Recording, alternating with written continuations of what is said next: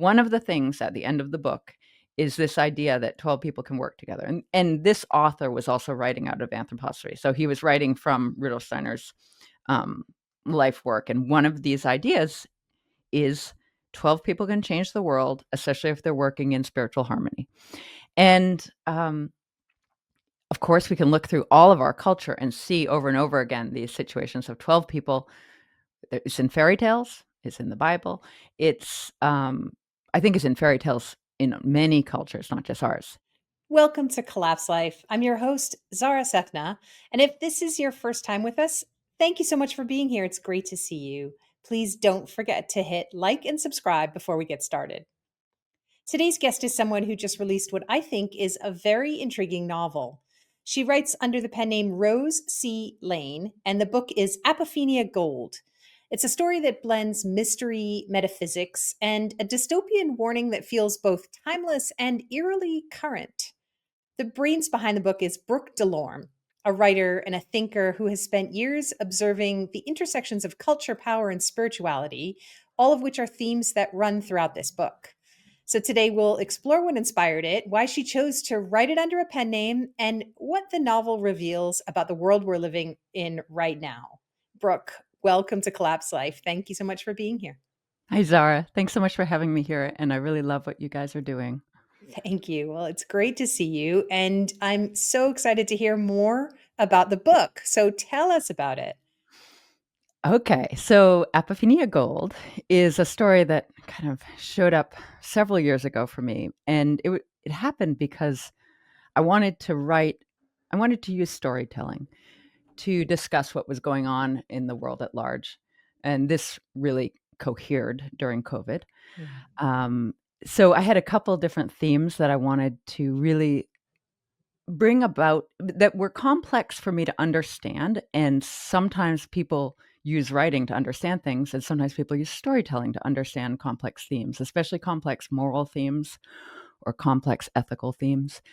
And one of the themes I wanted to look at was, how do we deal with evil? How do we transform evil?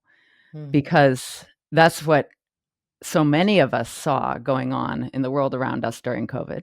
Right. And I couldn't understand how to really work with these concepts without turning it into a story. And that was one of the impetus behind writing this book.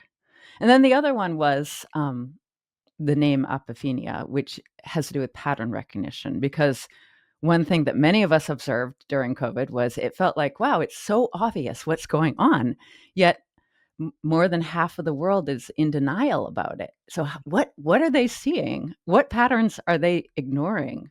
What patterns are we seeing?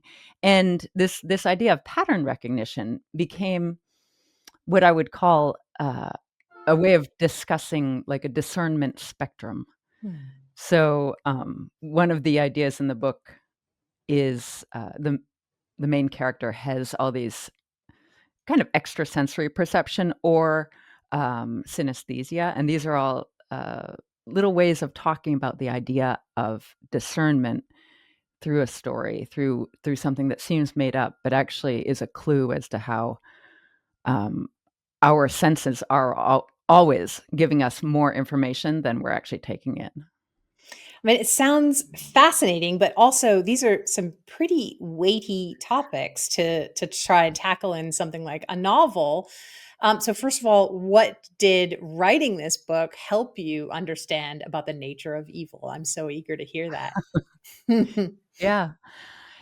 I mean, so when you are dealing with something in a story, you get to break it down to these specific characters or specific actions, and you get to think about the specifics of what a person's life might have been. And so one of the ways, of course, we deal with evil is to learn to differentiate between the human beings who are committing evil acts and like the general pervasive spiritual evil that's going on. And that differentiation is, I think, one of the keys to encountering this spiritual battle without making it worse.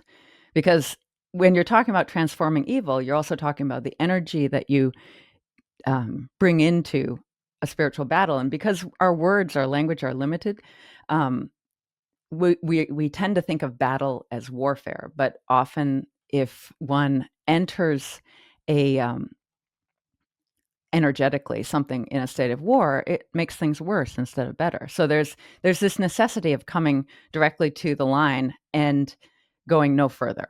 Is the book set actually in COVID itself, or is it more of a historical fiction or kind of a future fantasy world?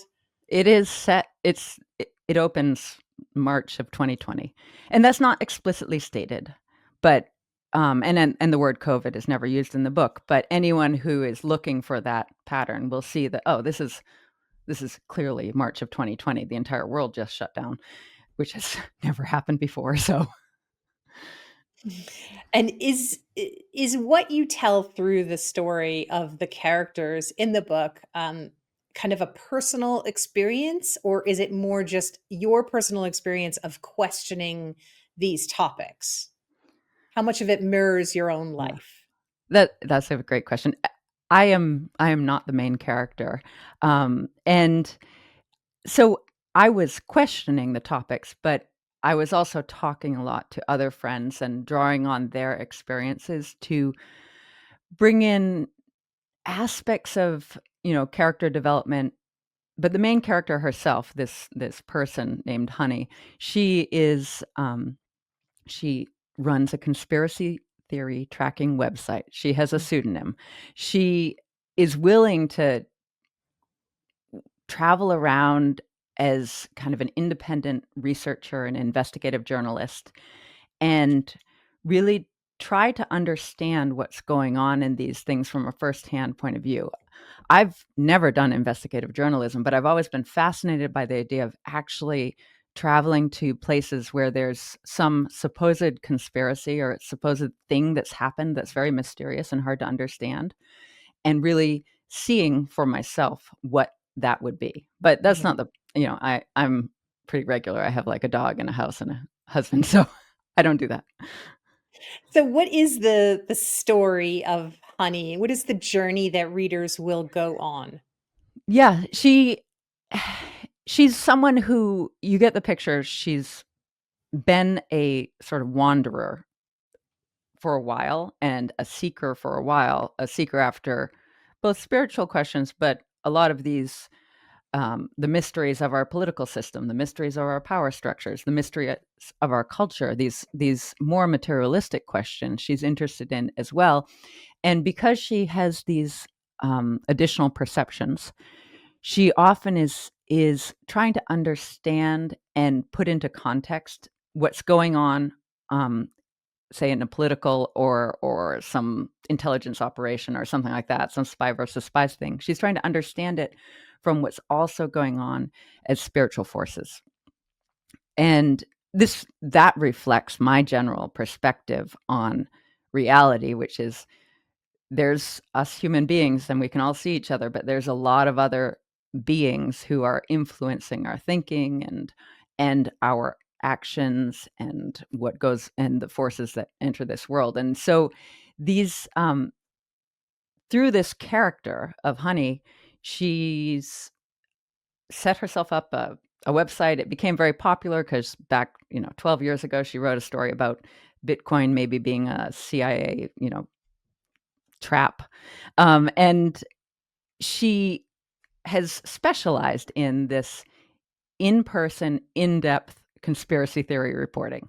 So she has a name, and now it's 10 years later, and COVID has started, and she has essentially accepted a mission from a character who um, shows up in her life and basically performs a magic trick. And she's suspicious, but she also is trusting her intuition that she wants to find out what's behind it. How did working in the medium of fiction allow you to kind of explore things that are perhaps real, perhaps not, but would otherwise, if you tried to write it in nonfiction, would otherwise be maybe classified as conspiracy or, crazy talk? How did fiction allow you the liberty to be able to kind of explore some of these ideas that you couldn't do otherwise. Yes, that's a great point. And with fiction, you get to pick who the characters are and what roles they're going to play. And I say that in a little bit of a facetious way, because also for many fiction writers, and this is how it is for me, it's more like sitting down and watching a movie in my head. So I'm sort of picking what's going on, but I'm also sort of exploring this world that has developed through the character's eyes. Mhm. But with fiction, you can talk about these people who are having certain experiences, and it's not going to offend anyone directly, I would hope, or it's not going to make anyone think that I'm talking about them specifically. And so that's a nice remove. And the other thing that I was really hoping with this book is to try to write a story that um, would not just speak to one political party, one political spectrum. I was hoping to write something that could appeal to people from any part of the political world who could see themselves in the characters, because all of us think we're truth seekers, or many of us do. And the question is, how far are we willing to go to find that truth? And how do you Yeah. define truth in the first Mhm. place? Because I Yeah. think you're right. I think everybody would probably say that they are a truth seeker or that they value the truth, but one person's truth is not necessarily the next person's. So Yeah. it's a really interesting one to explore. And that's a thing about our world is, um, there's my truth, there's my personal truth, which is true, of course, but that's like a little truth. That's true for me. That's a subjective truth. And it's true that I might feel good or bad or something like that. But that's not a broad general truth of wisdom. And that's where people when we conflate the two words, which has happened dramatically in our world, then we end up with this thing where small personal subjective truth becomes the same value as large objective truth. From the reader's perspective, I mean, we live through and are currently living in very actively confusing and complex times. And there are so many different voices out there to listen to read, to videos to watch. We're drowning in content. Um, so some people might feel like I don't have time to read fiction right now with everything else that I need to do and all the other things that I want to figure out. How would you respond to that? I only read fiction for pleasure, and I would recommend that other people only do that as well. And that means, you're relaxing. It's a choice rather than watching a TV show. I think I do believe that art, i.e. fiction, novel writing, literature, has a role that can be extremely powerful in this world, and we've seen this over and over, and where art outlasts by far news stories. So I believe in the power of that. I don't know if I've created something like that, but that gives me the motivation to continue to try to tell these stories through art, because they are a way for, maybe it's not providing a specific detail about some specific thing that's going on in our world today, but it's providing a tool set for trying to understand how to look at the world, While which might also be useful. allowing someone to kind of escape into somebody else's world, which Yeah. is, quite a quite an important exercise mentally, I Yeah. think, for us to be able to kind of disconnect from the world we live in and maybe live in some fictional reality for an hour a day or whatever it is. I think you're right. I think that there's a release and a relaxation that happens through that. I know that you have a background in visual arts, and so you had a number of different media from which to choose in terms of exploring these ideas. And you could have, painted or drawn or done your stop motion animation. So, talk about the choice that you made in doing this as a book, and whether you think that there are more books to come. Yeah. Yeah, so both my husband and I went to art school, and that's where we met, though we didn't get together then. And actually that ties into why I've used a pen name, which is in the art school that we went to at that period of time, which was like 25 years ago, we were, it was very much about art becoming an entire lifestyle, and you would design every aspect of your life. I made all my own clothing at that point in time, and you know would would cook elaborate meals, and everything was kind of about creation of the world that a person lived in to create a very individualized experience. Hmm. And later on, maybe 10 years later, I encountered this German word that really encapsulated that. And it's, will probably mispronounce this, but it's Gesamtkunstwerk. And that means Gesamt, which is like altogether-ness, and Kunst, which is art, and Werk is work. So it's like altogether life artwork. And that has been a motto, a secret motto for my husband and I in how we structure our lives. So, like, we moved to a new house and we had to make a ton of furniture because we couldn't, we wanted to make it our own. And in that context of Gesamtkunstwerk, I wanted to select a pen name, a pseudonym that made sense to me with the book. And so when I look at this book, this is the name, Rose C. Lane, that I like. So that that sense of altogether life artwork is one of the reasons that I chose this pen name. But to answer your specific question, which was why write, I personally am more drawn to visual art. I would prefer to be doing that, but the stories that I want to be able to convey are so complicated that writing is the only efficient way to do it. Mhm. I feel like I, have images in my mind that I would love to be able to make real, but it's very time consuming to paint or to make stop motion, which is literally the most time consuming thing I can think of doing. And so in order to make some progress on getting the stories out, I have to write.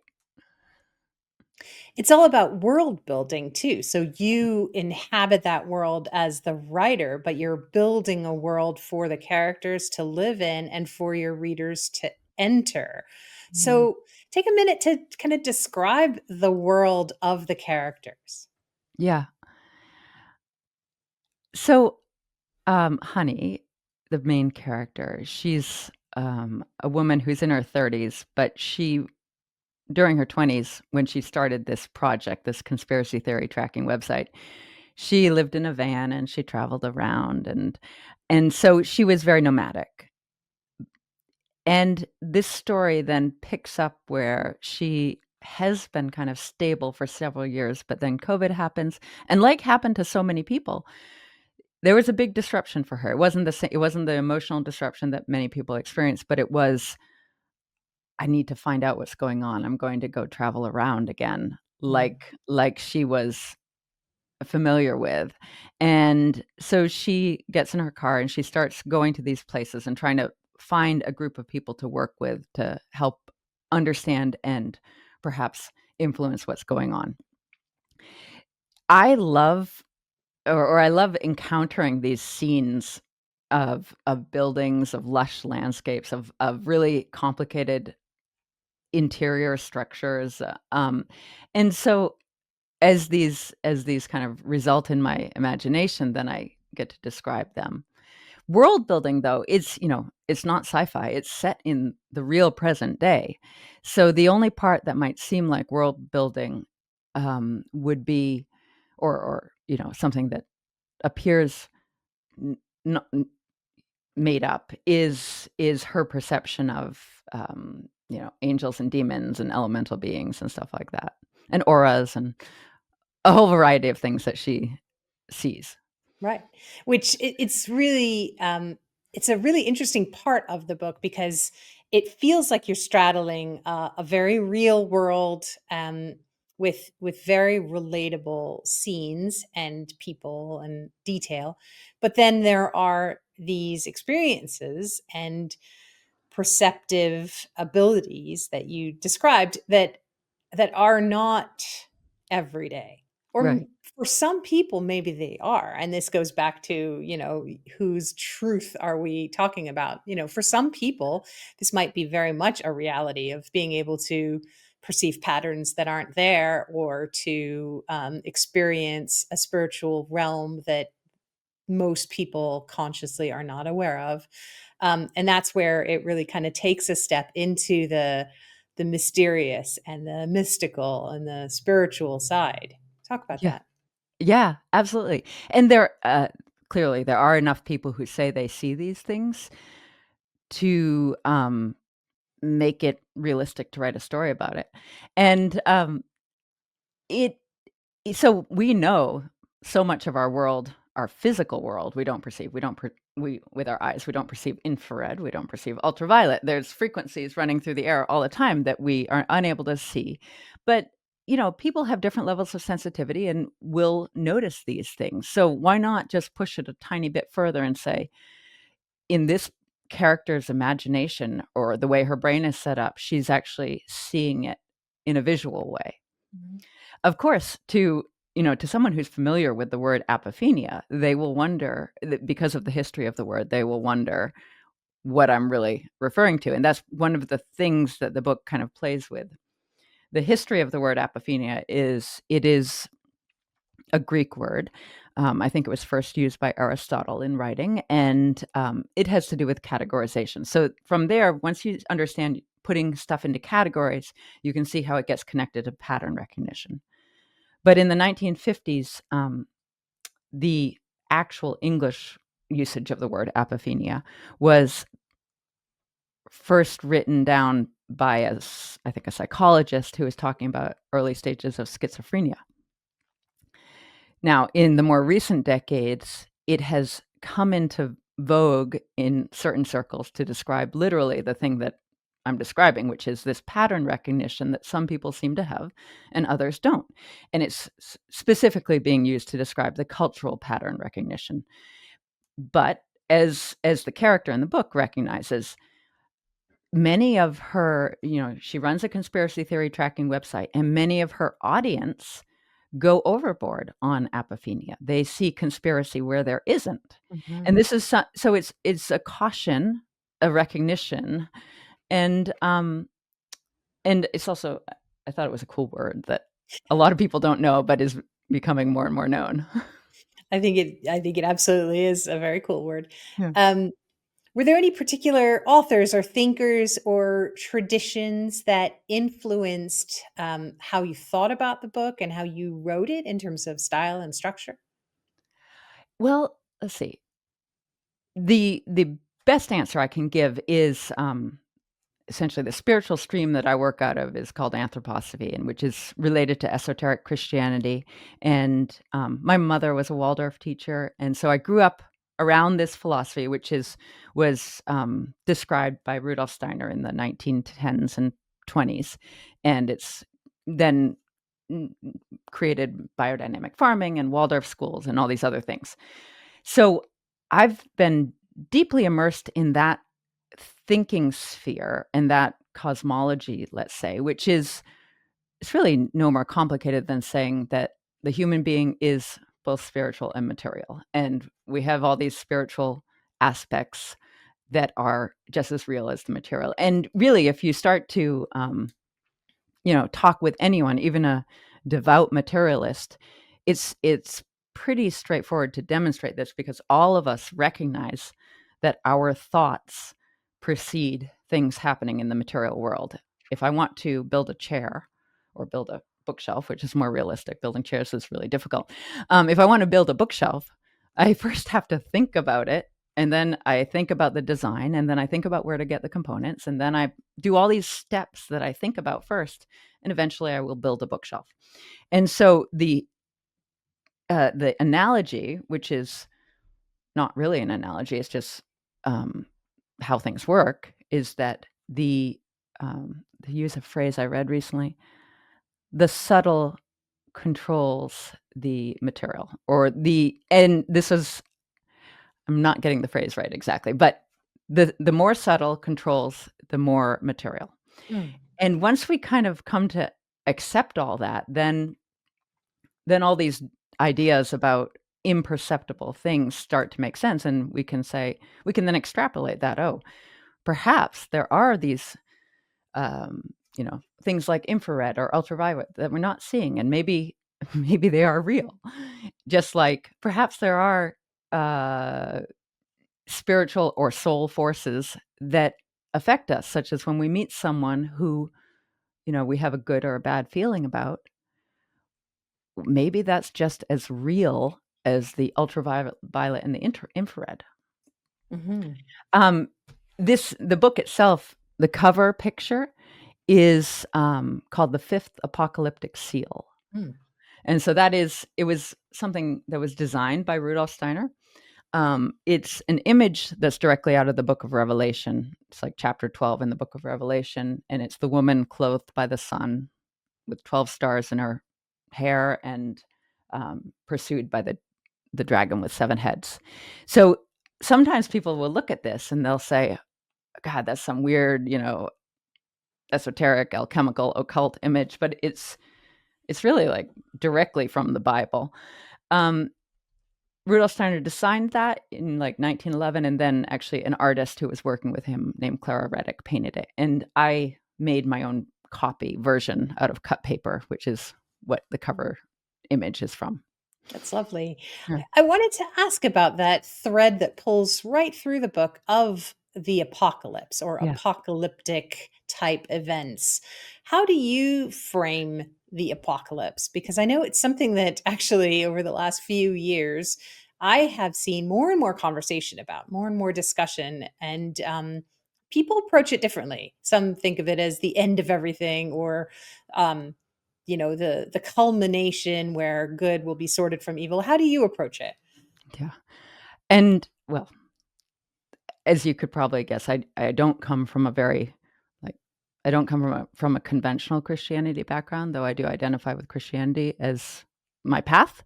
Um, I do not think of the apocalypse as the end of the world. I think of it as a holographic thing that occurs, and it represents a necessary change in consciousness. Hmm. Apocalypse, the word, means revelation, meaning things are being revealed. So putting the fifth apocalyptic seal on the book is clearly a reference to the book of Revelation, the apocalypse in the Bible.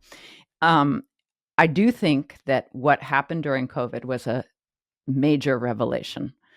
And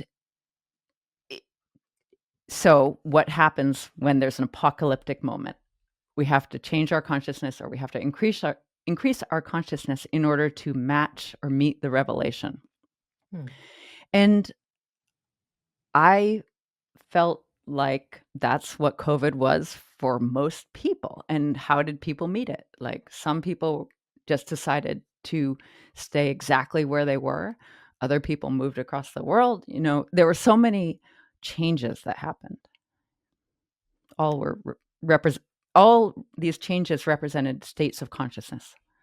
I think it's really interesting to think about COVID as a revelation because there's different emotional qualities that you can attach to that word revelation, but so much was revealed. Some of it very ugly and dark, and as you mentioned, just sort of, a lot was revealed just about how evil works in the world.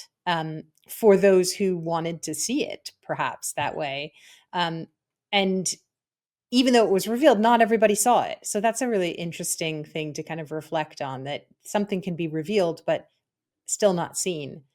Yeah. Yeah. And that is a big part of what motivated me to write, is this mystery of why do some people recognize the pattern, especially when it's like right there in front of you and revealed completely, and other people not? Mhm. It's and this is yeah, it's and then for those who do recognize it, what should they do about it? Right. Because just calling the other faction evil is um, or blind, Mhm. which is mostly what happens. It's either you're awake or you're not awake. Is kind of how the dichotomy goes. Mhm. Um, is It's not compassionate, and so I'm always trying for myself to at least work on being more compassionate for people who maybe don't see. And this is, this is something my mother was telling me when I was a child, which is you can learn something because I was a smart kid and I didn't like going to school because I would complain that the other kids were less smart or quick. And yeah, it's an obnoxious thing, but you have to know that to understand the point. Um, she made this point to me, which was true, and so it got through to me even as a young child, which is you can learn something even from someone who has very low IQ. Mm. And that's this truth about humanity, which is we are these human beings and we actually can all learn from each other. And intelligence, as we saw during COVID, intelligence was not correlated to seeing through the seeing through what happened. It was 100%. it was actually inversely correlated as far as Yeah. I could tell. Absolutely. That was one of the big revelations of the Mhm. last few years, incredibly, but also really usefully because as we move forward, we now know where to look Yeah, to understand things, and it's not necessarily always at people with PhD appended to their name. It's people who are actually acting out of instinct or intuition yeah, or experience, and it isn't necessarily about education or expertise. So yeah. really interesting insight. I wonder, were there any parts of the book that challenged you, that you felt like you had to write and rewrite or dig down on? How did that process go? So, because I was interested in writing about ideas, the first drafts of the book were, actually pretty light on what my dear friend Heather calls character embodiment. And, like, I don't write sex, I don't write violence, I don't really wanna write romantic relationship, and so that whole aspect of the book, was very, very light, and it still is. But, I had published drafts, and I'd given them out to a lot of people, dozens of my personal friends and dozens of friends of friends. So I had a lot of really positive feedback. And then this dear friend, Heather, she shows up and she's like, Brooke, this book is amazing. I hate it when friends give me books because I always feel obligated to read them.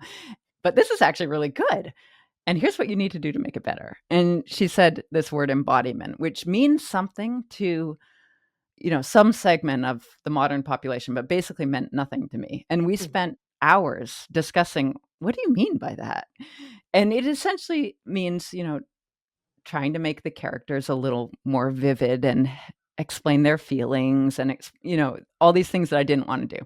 So the Mm. big like the third big rewrite for me was what I called the embodiment rewrite, and I just added scene after scene of what I considered like kind of embarrassing personal details. I mean, the characters are made up, but still personal details about the characters that felt like, wow, is this really how it works? And but people have liked it. People who have read both versions, the pre-embodiment version and the embodiment version prefer the embodiment version. That's great.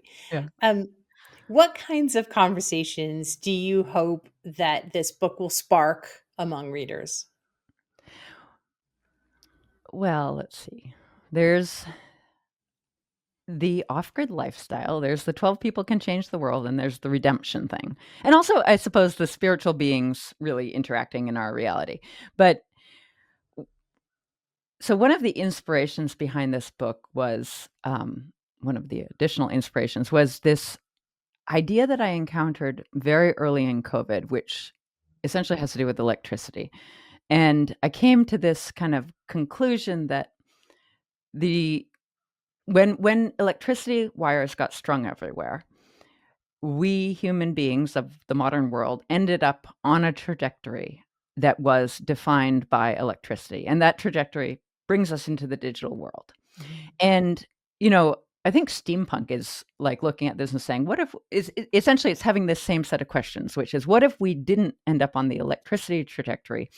What if we ended up on the steam powered trajectory? How would life be different? And so Mm. all these people run these counterfactuals and they think about, huh, once the electrical wires got strung up, it was inevitable that it would be electricity, and electricity goes to digital. basically, I think that's how it works. And so what does digital mean? It means that we can do this, which is amazing. And I've met so many amazing people through COVID, through Zoom. Like, no joke, some of my dearest friends now I met through Zoom. So I'm not slamming it, but at the same time, it is like it's essentially a false clairvoyance. So what happens is we human beings are going through our evolution. We are supposed to be developing these additional sensory experiences, such as clairvoyance or dream life, or other types of clair skills, such as clairaudience or clairsentience. And what we have definitely developed is the false, materialistic, fallen version of that, such as social media and the ability to connect immediately and directly with anyone through technology, through the digital world. Mhm. Okay, so as I was reading about this at the very beginning of COVID, I thought to myself, and this COVID, it just proves it, because now everyone's at home and using Zoom to talk to their friends who live across the street. This is ridiculous. And I wanted to understand more about electricity. So we moved, my husband and I, and some extended family members, and we moved to a farm. And my husband and I, got to build an off-grid house. And so in that process of building an off-grid house, which doesn't have electricity in the walls, and it's an old schoolhouse that we rebuilt. It's never had electricity in the walls. We got to experience the difference of living without electricity in the walls, and it's different. It's like palpably different. My body feels different. Everything feels different. And so that was for me a demonstration that, okay, this electricity that surrounds us does have an impact. And in the book, this plays out in this kind of idealized little village community called Biensa. And it's a little village in Montana that I made up. And I set it in Montana so it wouldn't be out in Maine, where we actually are. And it's it's a community that uses electricity judiciously, and they use the internet judiciously, and so they have access to it, but they basically don't put it in every room. And that's how I would prefer to experience electricity. But, that's actually difficult. My husband wanted to go to law school, so we moved, and we had to buy a house, and you can't buy an off-grid house. That's basically not available. So I'm also, living with electricity now. Mhm. I love that, because I think it ties right back to your idea that you are living the experience of the art that you're creating as Yeah. well. So you're living that off grid lifestyle while you write about people who are living that same lifestyle. Now, you mentioned 12 people can change the world. What's that all about? Yeah, and this again ties into the research about electricity that I encountered early in COVID, where there's this kind of amazing author out of Europe who I'm not going to name because he wanted his work to never end up on the internet. But basically, he's dead now. He wrote these books tracking the evolution of digital technology and electricity um, to the internet, and he came to the conclusion that the internet is the incarnation of the beast, which is, from the book of Revelation. I don't know if I think that. I don't actually think that, but I do think it is an adversarial force that Mhm. we have to overcome and now or transform. So what is overcoming and transforming an adversarial force? It does not mean destroying it, because I don't think we should destroy the internet. I think we need to make sure we use it for the highest, most elevated purposes. And that's connecting with people who can bring us this kind of spiritual joy and enthusiasm. So, in this book that I read by this person who shall remain nameless, and in order to get this book, I actually had to write a paper letter to an address I found. I found the address on the internet because it had been published so many years ago, like it got scanned in or something. So I wrote an address to a paper letter to an address, and I sent a check for like $100 because the bookseller was in England. And maybe 3 or 4 weeks later, I got a paper letter back and some books. And I was Wow. just hoping it would be like, here's enough money to cover the books, right? And some shipping and the exchange rate and all the things that are required when you take a check from overseas. And those books were kind of life-changing for me. And one of the things at the end of the book is this idea that 12 people can work together. And this author was also writing out of anthroposophy. So he was writing from Rudolf Steiner's um, life work. And one of these ideas is 12 people can change the world, especially if they're working in spiritual harmony. And of course, we can look through all of our culture and see over and over again these situations of 12 people. It's in fairy tales, it's in the Bible. It's, I think it's in fairy tales in many cultures, not just ours. And it's Mm. also this number 12, like the number 7, it has a lot to do with our consciousness, our state of perception.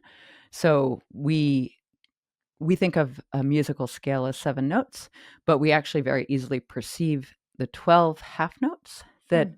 a scale makes up.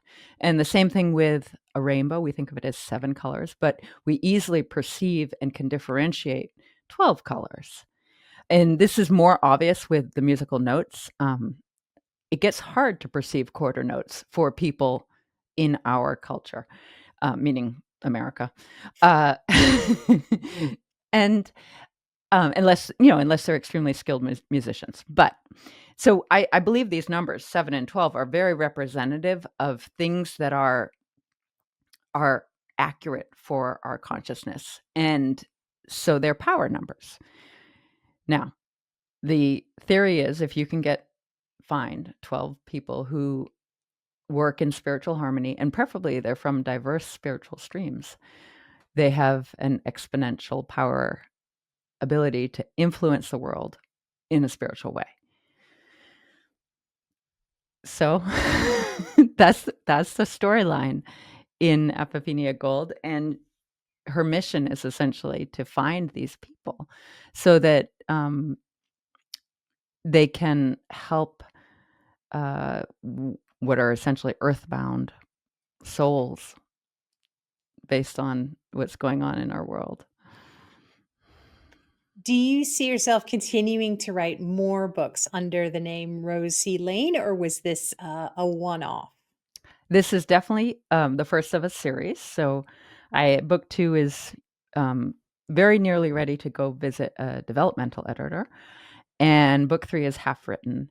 And I have basic outlines for the next few books. I figured it'll take several years, but I very much enjoy the process of bringing these books to completion. Absolutely. And I assume there'll either be 7 or 12 books in the series. I'm planning 7. Yes. Well, it's wonderful. If people are now inspired to pick up the book and they read it and they feel different or changed after having read it, what would you hope that change is?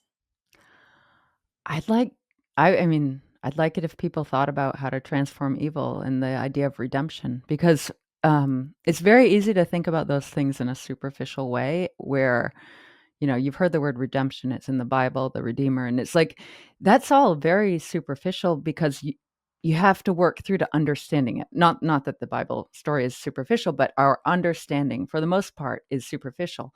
And what does it actually mean? And how do we actually do it? Because it's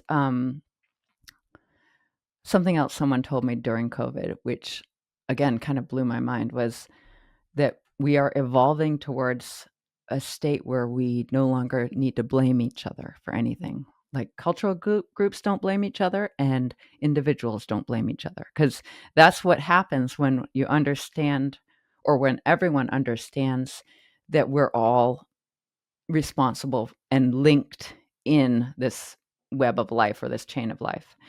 And so the idea of not blaming is related to the idea of forgiveness, of course, but it's beyond that. And it's also related to this idea of redemption or redeem them. And these were, for me, I don't think I would have come to the, um, I don't know, acceptance or belief in these things had I not worked on writing a story about it. Mm. That's what I those ideas, transform evil, redemption, no blame. And that doesn't mean that we don't do things to counter evil. Like, evil acts have to be stopped.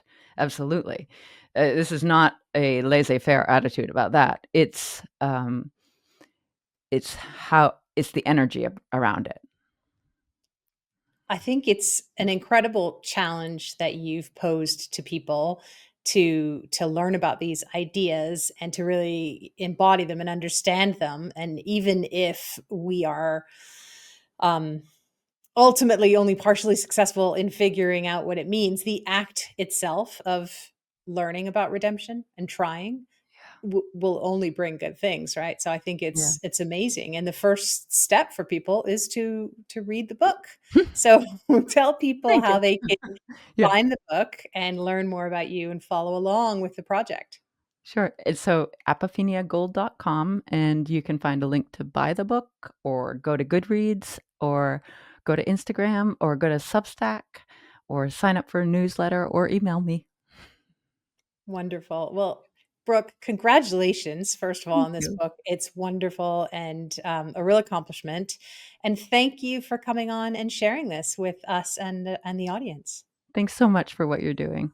It's really wonderful. It's Thank you. great to see you, and I Thank you hope for to see having you me. back when book 2 comes out. Okay, good. Take care. Folks, as always, thank you for being with us today. If you found this conversation valuable, please share it with a friend. And while you're at it, please consider taking out a monthly subscription at collapselife.com and supporting the work that we're doing here.